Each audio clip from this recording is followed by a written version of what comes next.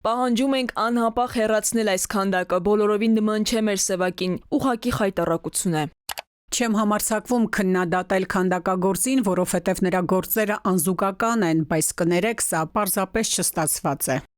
Եթե անկեղծ շատ տգեղ արձան է, ճիշտ կլինի, որ հեռացնեն։ Սևակի մասին սխալ պատկերացումներ կառաջանան երեխաների մոտ։ Ախր պարույր Սևակին ընդհանրապես նման չի, շատ բացասական ու տհաճ ազդեցություն ունի։ Մի քանի օր է, ինչ համացանցը պայթում է օգտատերերի գրոհից։ Շատերը չեն հավանել պարույր Սևակի նորաբաց արձանը։ Քանդակագործ Լևոն Թոքմաջյանի հեղինակած գործը օրեր առաջ է տեղադրվել Զանգակատան միջնակարգ դպրոցի բակում ու արժանացել բազում քննադատությունների։ Հակագեղագիտական են որակում քանդակն ու պահանջում հեռացնել աշխատանքը։ Այդ բազմատաղանդ բանաստեղծը կարծես տապարով տաշած լինի, մարմինը զարհուրելի տեձ է, մեկը գրել էր անլռելի զանգակատան ողբերգությունը, ոչ մի ողբերգություն ես դրա մեջ չտեսա, բացի շատ կոպիտ, գրոտեսկի հասնող արձանից։ Ինքը ոչ մի կապ չունի Սևակի հոգեկերտվածքի հետ։ Վստահեք մարդկանց առաջին գնահատական։ Այդ արձանը վանում է,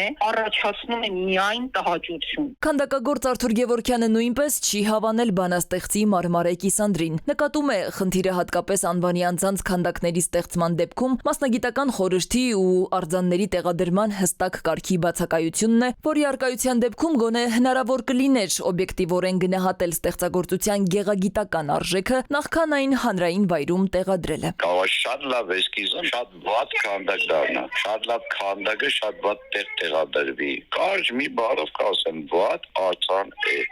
Այսինքն գրոտեսկի մի աստիճանի հասցված ամեն ինչը համաչափության խնդիրները եւ էմոցիոնալությունը խանգարել են արձանի տրամաբանությանը, կերպարի բացահայտմանը։ Պարույր Սևակ անլռելի զանգակատուն։ Այսպես է հեղինակը անվանել իր նոր աշխատանքը, որն ըստ նրա լիովին արտացոլում է Սևակի հոգեկերտվածքն ու խառնվածքը։ Ժամի հետ զրույցում Լևոն Թոքմաջյանը նշեց, քանդակը ստեղծելու պատվեր չի ունեցել։ Իր նվիրատվությունն է դպրոցին, ինչ վերաբերում է քննադատություններին, հեղինակը ընդգծում է։ Այստեղ կոնցեպտուալ մտածողության հարց է։ Ասում է, Սարյանից հետո սա իր լավագույն գործն է։ Ես արվեստագետ եմ, իմ պատկերացումով ստեղծել եմ Պարույր Սևակի հոգեբանական, բնավորության, ռոմանտիկ մի կերպար եւ կոչել եմ անլռելի զանգակատուն։ Ես չի ուզում որ ֆոտոգրաֆիա լիներ, ես չի ուզում որ միսու արյուն լիներ, ես ուզում էի հոգի լիներ։ Ամբողջ կոմպոզիցիան, եթե դուք նայել եք քանդակը, ներքևը լայնությամբ ցած բարձրանում է, նեղանում է, դառնում է միակ ոնց որ զանգ լինի,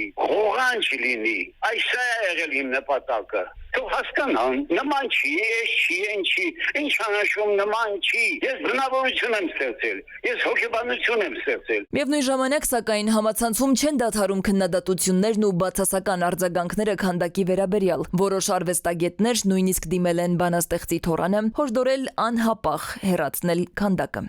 Սվետլանա Ավդիշյան, ժամը լրատվական։